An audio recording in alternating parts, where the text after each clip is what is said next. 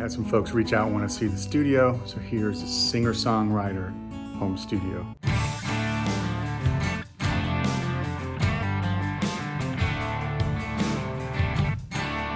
Basement living room, kids playroom.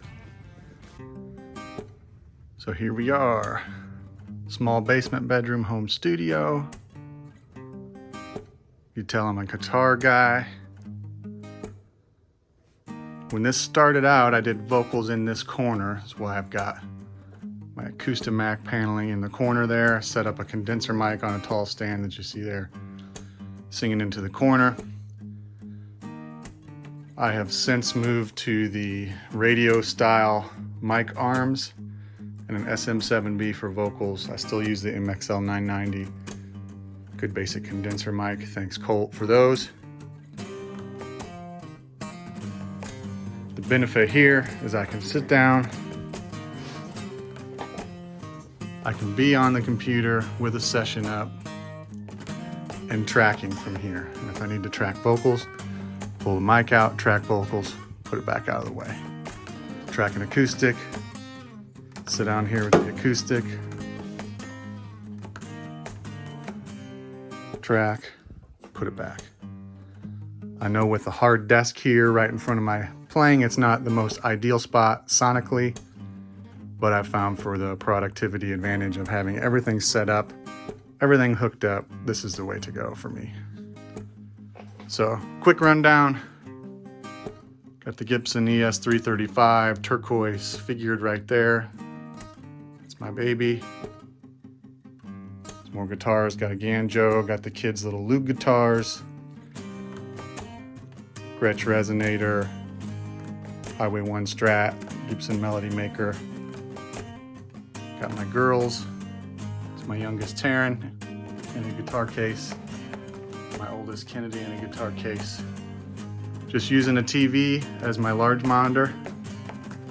Run the HDMI and the power through the wall down to the bottom. And I've got an adapter here by J5. Goes from HDMI to USB, and use a USB hub. Get those on Amazon, go right into it. So I'm using a Macbook Air with not a lot of inputs, so. Interface, Apollo Twin by Universal Audio. I'm using a Crimson Audio 7-Up. A little booster there to add some color. Already said the SM7B.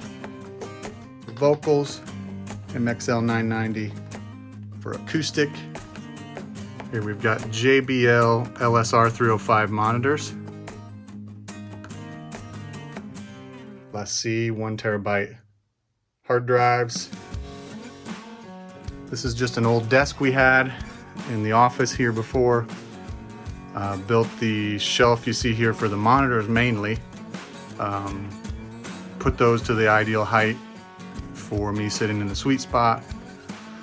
Books are a little bit tall, but from where I sit, it doesn't block any of the actual screen. So I actually prefer to have the books in front of me. Some say it looks a little cluttered. I actually like having those there. If I get stuck or need some inspiration, I can reach out, flip through a book there. Main tracking acoustic, Taylor 315. I got a 78 Takamine F360S in here. I keep that cased up because somebody for the first 40 years of its life kept it cased up, so I'm going to keep doing the same. The Taylor stays in the case too, especially during the winter. Those are pretty sensitive to humidity and temperature changes. Back wall, got some more sound absorption material. These are Acoustimac 2 foot by 4 foot by 2 inch thick panels. Got a little Gibson Les Paul Jr. 5-watt amp right there. Just a lot of books. Got an LED light here. Trying to get more lighting. I do a lot of stuff at night in here, so trying to get some lighting for some photos. A couple lamps. Marshall Hayes 40-watt tube amp on the top, a little solid state MG 250 DFX on the bottom. These don't get a lot of use anymore. Not a lot of gigging. The couch is nice. This actually folds out into a bed, so when buddy Colt comes to stay, this is a spare bedroom. We got a bathroom down here in the basement, so it's like a little mini apartment. What else? Keep a MIDI controller plugged in here. This Akai MPK Mini, pretty basic, that's all you need there. Everything stays plugged in. All my mics, I've constantly got these two mics plugged in. Everything, I go down here underneath the desk, I've got a power strip, turn everything on, plug my laptop in, and I'm good to go. It's a MacBook Air, so not a lot of hard drive space, so I run my Logic sound libraries off of the hard drive, so that's why you see me hooked up to a hard drive. Allows me to utilize that MacBook Air a little more effectively.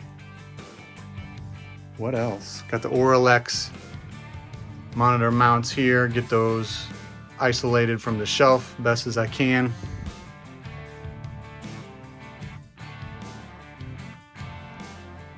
Got the 1930s Maybell. It's my grandpa's guitar. That's priceless to me.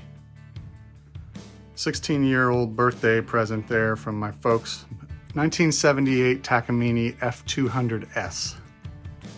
Thing's amazing. Got a short scale Squire Bronco bass just for bass tracking. A Tele Snakehead parts caster. Les Paul Studio wine red, that's an 04. Got that from my folks for college graduation. My buddy Harms, thankfully, him and his wife ordered an SRV copy parts caster. Needed to unload one, so I took that off his hands, a Les Paul P90 gold top.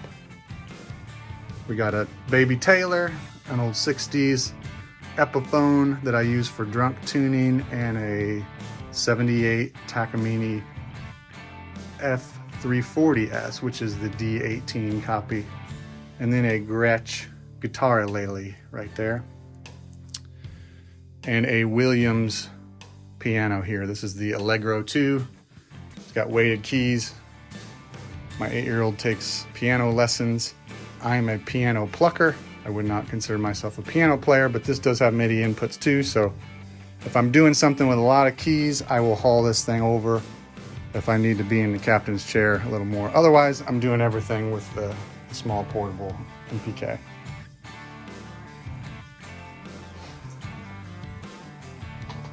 So I think that is it. Got some more things some art my kids made for me.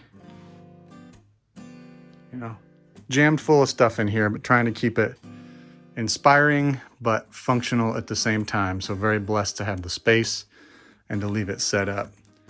Main advice for anybody getting going on this: 4 years ago, this studio was an iPad and a $30 iRig interface with one of these condenser mics. So start somewhere. I actually started out on the couch out here in the living room. I would haul it out, set up the mic whenever I wanted to track.